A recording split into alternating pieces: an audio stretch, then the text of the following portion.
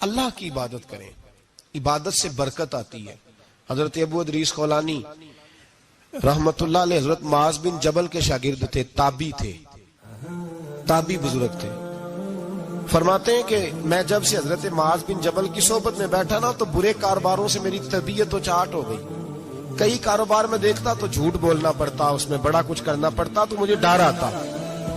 آپ فرماتے ہیں میں نے نا بڑی کوشش کی پر میری مرضی کا کام مجھے صوفی کاہل نہیں ہوتے۔ فرماتے ہیں میرے اندر طاقت تھی کہ میں حلال کما کے بچوں کو کھلاؤں پر میری مرضی کا کام نہیں ملتا تھا، حد ہو گئی۔ اور جب انسان نیکی کی طرف آتا ہے تو کچھ نہ کچھ آزمائشیں ضرور آتی ہیں، یہ پکی بات ہے، پکی بات۔ جب وہ غلط ملت کر رہا ہوتا ہے تو اس کو لگتا ہے سارا کچھ صحیح ہے، جب سیدھا ہوتا ہے تو بہت ساری پریشانیاں بھی ضرور آتی ہیں، یہ مزاج ہے دین کا۔ آپ فرماتے ہیں میں پریشان رہنے لگا، حالات خراب ہونے لگے، آزمائش سخت ہونے لگی، کاروبار بند ہو گیا، کام ہی کوئی نہیں ملتا تھا، میری بیوی ناراض رہنے لگی۔ ہلکا ہلکا تو اس نے مجھے کہنا شروع کیا، پھر جلال میں آ گیا، اور ایک دن مجھے کہنے لگی اگر آج نانا کچھ لے کے آئے تو بچے لے کے میکے چلی جاؤں گی۔ آپ فرماتے ہیں میں بڑا پریشان ہوا، نکل گیا فجر پڑھ کے کام کی تلاش میں۔ میں نے ظہر تک تلاش کیا لیکن مجھے کام نہ ملا۔ آپ فرماتے ہیں نہر فرات کے کنارے تپتی ہوئی ریت پہ میں بیٹھا تھا تو میرے دل میں خیال آیا بندوں کی مزدوری نہیں ملتی تو آج اللہ کی نہ کر لیں، آج اللہ کی مزدوری نہ کریں۔ آپ فرماتے ہیں میں نے گرم ریت سے تیمم کیا، وضو کیا وہیں فرات، اور گرم ریت پہ کپڑا بچھایا تو نفل پڑھنے شروع کر دی، زور سے اثر تک نفل پڑھے، زور سے۔ چلے میں ایک دعا کرتا ہوں، آپ آمین کہنا، اللہ کرے کہ ہم مغرب کے بعد والے نفل ہی پڑھنے شروع کر دیں۔ نبی کریم سید عالم صلی اللہ تعالی علیہ وآلہ وسلم کے غلاموں کا حال دیکھے، عبادت کا حال دیکھے۔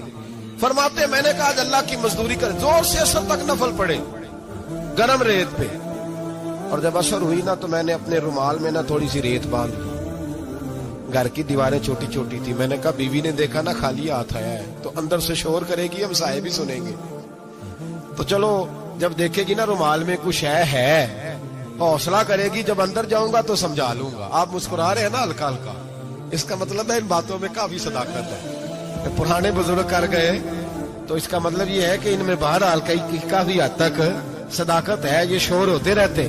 کہتے میں نے وہ کہا کہ چلو دور سے دیکھے گی تو گھر جا کے سمجھا لوں گا۔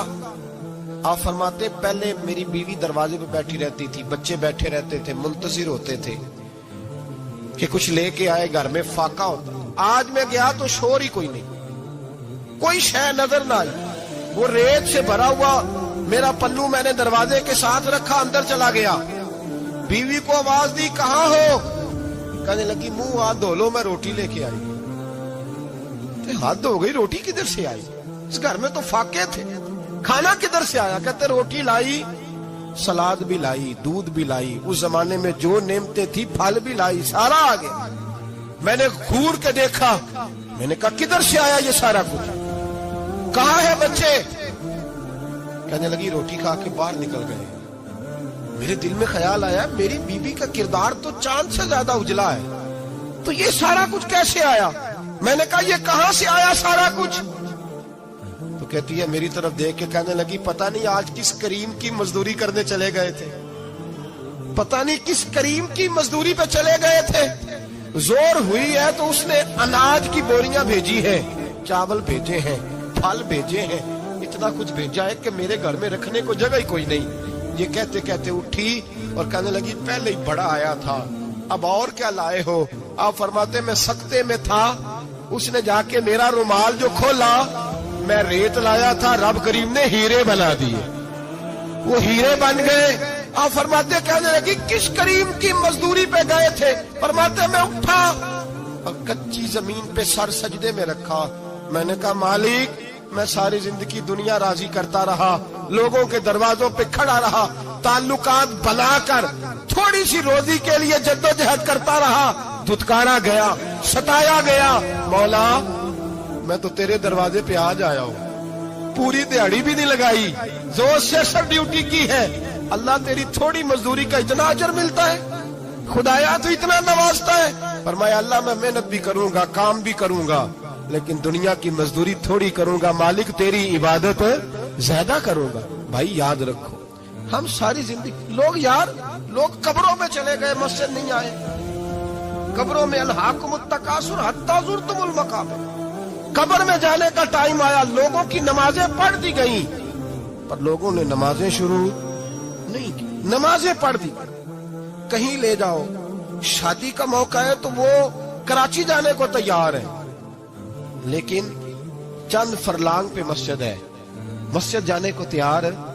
अल्लाह के वली की अलामत है, वो इबादत गुजार होता है। और जो ना नमाज पढ़े, ना नमाज पढ़ाए, वो जिंदीक तो हो सकता है, पीर हो सकता, मैं जिम्मेदारी से कह रहा हूं, जिंदीक तो हो सकता है पर पीर हो सकता बिल्कुल बेदीन है, बल्कि बददीन है, पीर हो सकता।